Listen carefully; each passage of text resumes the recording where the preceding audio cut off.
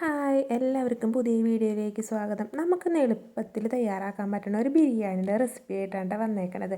അത് നമുക്ക് റേഷനരി വെച്ച് റേഷൻ കടയിൽ നിന്നൊക്കെ വാങ്ങണ മറ്റേ വെള്ളരി ഉണ്ടല്ലോ, അത് വെച്ചിട്ടാണ് നമ്മൾ ബിരിയാണി ഉണ്ടാക്കണത്. അപ്പോൾ ഇതിലേക്ക് ആവശ്യമുള്ള സാധനങ്ങളെന്ന് വെച്ച് കഴിഞ്ഞാൽ ഞാൻ 2 ഗ്ലാസ് അരി എടുത്ത് വെച്ചിട്ടുണ്ട്. പിന്നെ ഒരു ക്യാരറ്റ്, ബീൻസ്, പിന്നെ കുറച്ച് ഇഞ്ചി, പച്ചമുളക്, വേപ്പില, അതേമാതിരി തന്നെ സബോളയും ചെറുതാക്കി കനം കുറച്ച് അരിഞ്ഞ് വെച്ചിട്ടുണ്ട്. പിന്നെ അതിലേക്ക് നെയ്യും എസൻസുമാണ് കേട്ടോ വേണ്ടത്. ഇതൊക്കെ നമ്മൾ മുന്നേ കൂട്ടി എടുത്ത് വെച്ച് കഴിഞ്ഞാൽ നമുക്ക് എളുപ്പത്തിൽ ബിരിയാണി ഉണ്ടാക്കാം കേട്ടോ. അപ്പോൾ പൈനാപ്പിളിൻ്റെ എസൻസ് ഇല്ലയെന്ന് വെച്ച് കുഴപ്പമൊന്നുമില്ല. പൈനാപ്പിൾ 2-3 കഷ്ണം ഇട്ടാലും മതി കേട്ടോ.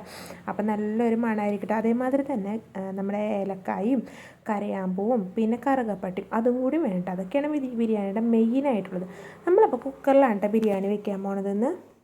കുക്കർ കഴുകി വൃത്തിയാക്കി ഗ്യാസുമ്മ വെച്ച് ഗ്യാസ് ഓൺ ചെയ്ത് കൊടുത്തിട്ടോ. കുക്കർ ചൂടായി കഴിഞ്ഞ് കഴിയുമ്പോൾ അതിലേക്ക് നമ്മുടെ നെയ്യ് ഒഴിച്ച് കൊടുക്കാം. നെയ്യുടെ കൂടെ ഞാൻ കുറച്ച് വെളിച്ചെണ്ണയും കൂടെ ഒഴിച്ച് കൊടുക്കുന്നുണ്ട്. എൻ്റെ ഉള്ളിൽ ഡാൽഡ ഇല്ല, അപ്പോൾ ഞാൻ ഡാൽഡയ്ക്ക് പകരം ഞാൻ വെളിച്ചെണ്ണയാണ് ഒഴിച്ച് കൊടുക്കുന്നത്.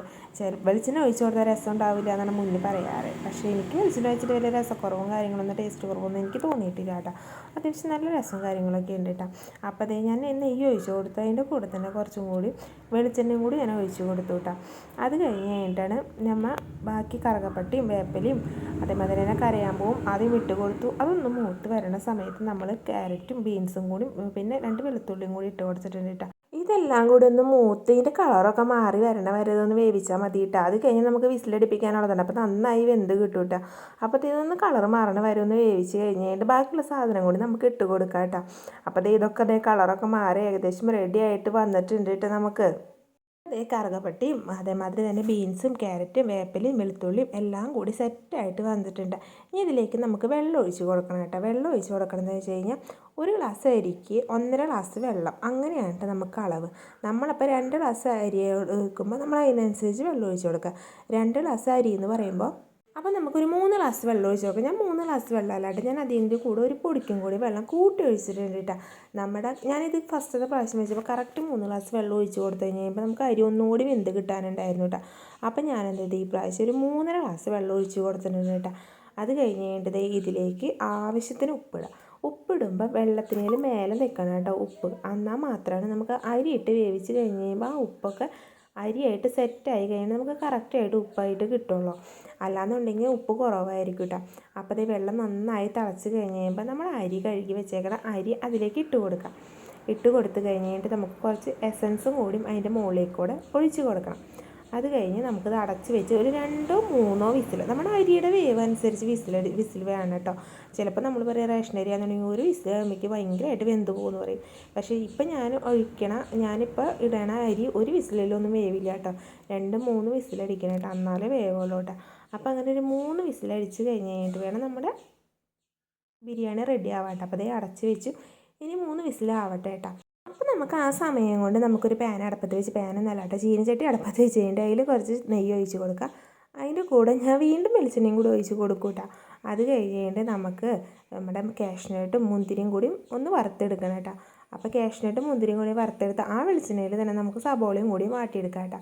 ഞാനിപ്പോൾ വീഡിയോ എടുക്കണ കാരണം സബോളയൊക്കെ നന്നായി വാട്ടണത്. അല്ലാന്നുണ്ടെങ്കിൽ സബോളയൊന്നും ഞാൻ വാട്ടാലായിട്ട് ഞാൻ സബോളയൊക്കെ ഈ ബിരിയാണിയുടെ അരിയിൽ ഞാൻ ഇട്ട് വയ്ക്കാറ്. അങ്ങനെയാണ് ഞാൻ എടുക്കാറ് കേട്ടോ. അപ്പോൾ നമ്മുടെ കാഷ്നട്ടും മുന്തിരിയും കൂടി ഞാൻ റെഡിയാക്കാണ് കേട്ടോ. കാഷ്നട്ട് വറുത്ത് കോരി എടുത്തായിരുന്നു. പിന്നെ മുന്തിരി ഇട്ടിട്ടുണ്ട് കേട്ടോ. മുന്തിരി നന്നായി വീർപ്പ് വരുന്നത് കേട്ടോ. അത് വീർപ്പ് വന്നു നമുക്ക് കിട്ടിയിട്ട് കരിഞ്ഞൊന്നും വേണ്ട കേട്ടോ. അപ്പോൾ വീർപ്പ് അതും കൂടി എടുത്തൊരു പാത്രത്തിലേക്ക് മാറ്റി വെച്ചിട്ടുണ്ട്. ഇനി അത് കഴിഞ്ഞുകൊണ്ട് നമുക്ക് സബോളയും കൂടി ഇട്ട് കൊടുക്കണം. സബോള എന്ന് പറയുമ്പോൾ നന്നായി നൈസായിട്ട് അരിഞ്ഞെടുക്കണം കേട്ടോ. കാരണം ഭയങ്കരമായിട്ട് കനം കുറച്ച് അരിഞ്ഞെടുക്കണം. അല്ലാതെ നിങ്ങൾ കൂടുതൽ ഒഴിക്കുന്നു അല്ലെങ്കിൽ നെയ്യ് കൂടുതൽ ഒഴിക്കേണ്ടി വരും കേട്ടോ. കുറേ നേരം അത് കിടന്ന് വാട്ടേണ്ടി വരും കേട്ടോ. അപ്പോൾ നൈസായിട്ട് അരിഞ്ഞാൽ വേഗം നമുക്ക് റെഡി ആയിട്ട് കിട്ടും. അപ്പോൾ ഞാൻ മുന്തിരി വാങ്ങി അത് കഴിഞ്ഞിട്ട് ആ വെളിച്ചെണ്ണയിൽ തന്നെ നമുക്ക് സബോള ചെറുതാക്കി ഭയങ്കരമായിട്ട് നൈസായിട്ട് അരിഞ്ഞ് വെച്ചാണ് സബോളയായിട്ട് നമ്മൾ ഇട്ട് കൊടുക്കണത്. അല്ലാന്നുണ്ടെങ്കിൽ കൂടുതൽ നേരം നമുക്കിത് വറക്കേണ്ടി വരും കേട്ടോ. അത് കാരണം നൈസായിട്ട് അരിഞ്ഞ് വെച്ച് വേഗം തന്നെ റെഡിയായി കിട്ടും കേട്ടോ. വേണമെന്നുണ്ടെങ്കിൽ ഇതിൽ കുറച്ച് തുള്ളി ഉപ്പിട്ട് കൊടുത്തു കഴിഞ്ഞാൽ വേഗം റെഡിയായി കിട്ടും കേട്ടോ. ഇതൊക്കെ ഒരു ടിപ്സാണ് കേട്ടോ. അപ്പോൾ അങ്ങനെ നമ്മൾ സബോളയ്ക്ക് ഇട്ട് കൊടുത്ത് നന്നായി ആവട്ടെ. അതിൻ്റെ ഇടയിൽ നമുക്ക് വിസിലടിക്കാൻ വെച്ചത് വരെ വിസിൽ വന്നിട്ടില്ല കേട്ടോ. അപ്പം നമുക്കതൊന്ന് നോക്കിയിട്ട് വരെ വിസിൽ വരാറായോ എന്ന് കേട്ടോ. അപ്പോൾ അങ്ങനെ വിസിൽ വരാറായിട്ടുണ്ട്. അപ്പോൾ അങ്ങനെ വിസിലും വന്നു കേട്ടോ. അപ്പോൾ ഏതവിടെ കുത്തിയിട്ട് ഇത് 3 വിസിലടിക്കട്ടെ അല്ല. അപ്പോൾ നമുക്ക് സബോളയ്ക്ക് നോക്കാം. സബോള റെഡി ആയിട്ട് വന്നുകൊണ്ടിരിക്കണേട്ടോ. അപ്പോഴത്തെ സബോള റെഡി ആയി കഴിഞ്ഞ് കഴിയുമ്പോൾ അതെടുത്തൊരു പാത്രത്തിലേക്ക് മാറ്റി വെക്കണം കേട്ടോ. അത് കഴിഞ്ഞിട്ട് നമുക്ക് ബിരിയാണിയുടെ മുകളിലിട്ട് കൊടുക്കാം. അപ്പോൾ സബോളയൊക്കെ റെഡിയായി ഞാനതൊരു പാത്രത്തിലേക്ക് മാറ്റി വെച്ചു കേട്ടോ. അപ്പോൾ ഇത് ഇങ്ങനെയായിട്ട് ഇരിക്കണേട്ടോ സബോള. അപ്പോൾ ഇത് ഒക്കെ പാത്രത്തിലേക്ക് മാറ്റി വെച്ച് ഇനി നമുക്ക് ബിരിയാണിയുടെ കൂടെ കഴിക്കാൻ വേണ്ടി ഒരു സാലഡ് ഉണ്ടാക്കാം.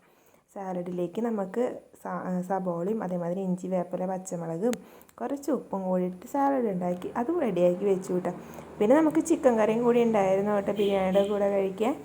അപ്പോൾ ഞങ്ങളെല്ലാവരും പോയി ഫുഡ് കഴിച്ചിട്ട് വരാഴേ. അപ്പോൾ എല്ലാവർക്കും നമ്മുടെ ബിരിയാണിയൊക്കെ ഇഷ്ടപ്പെടാമെന്നുണ്ടെങ്കിൽ, നമ്മുടെ ഈ റെസിപ്പിയൊക്കെ ഇഷ്ടപ്പെടാമെന്നുണ്ടെങ്കിൽ എല്ലാവരും ഒന്ന് മസ്റ്റായിട്ട് ട്രൈ ചെയ്ത് നോക്കണം കേട്ടോ. നമ്മുടെ റേഷനരിയാണ് അതെന്ന് പറഞ്ഞിട്ട് നമ്മൾ വെക്കാണ്ടിരിക്കൊന്നും ചെയ്യരുത് കേട്ടോ. നല്ല സൂപ്പർ ടേസ്റ്റാണ്. നമ്മൾ കടയിൽ നിന്ന് വാങ്ങുന്ന ബിരിയാണിയുടെ ടേസ്റ്റ് തന്നെയാണ് കേട്ടോ. ഞാനൊന്ന് ഫസ്റ്റ് ഈ റേഷനരിയാണെന്ന് പറഞ്ഞാൽ കഴിക്കാറുണ്ടായിരുന്നു. ഇപ്പോഴേ നല്ല രസമുണ്ടിട്ട് ഇങ്ങനെ ബിരിയാണിയൊക്കെ ഉണ്ടാക്കി ഇങ്ങനെ ഓരോ വെറൈറ്റി ഡിഷുകൾ ഉണ്ടാക്കി കഴിച്ച് കഴിയുമ്പോൾ നല്ല ടേസ്റ്റ് ആയിരിക്കും കേട്ടോ. അപ്പോൾ എല്ലാവരും ഉണ്ടാക്കി നോക്കണം. നമ്മുടെ വീഡിയോസൊക്കെ ഇഷ്ടപ്പെടാമെന്നുണ്ടെങ്കിൽ നമ്മുടെ ചാനൽ സബ്സ്ക്രൈബ് ചെയ്യാൻ മറക്കരുത്. വീഡിയോ എല്ലാവരും ലൈക്കും ചെയ്യുക, കമൻറ്റ് ചെയ്യുക ഒക്കെ ചെയ്തോളൂ കേട്ടോ. അപ്പോൾ ഞങ്ങൾ ഫുഡ് കഴിക്കേണ്ടത് എല്ലാവരും കൂടി കുത്തിരുന്ന് ഫുഡ് കഴിക്കണേ കേട്ടോ. അപ്പോൾ ടാറ്റാ. അടുത്ത വീഡിയോ ആയിട്ട് വേറൊരു ദിവസം വരാം കേട്ടോ. നമ്മുടെ വീഡിയോ കാണാൻ മറക്കരുതേ.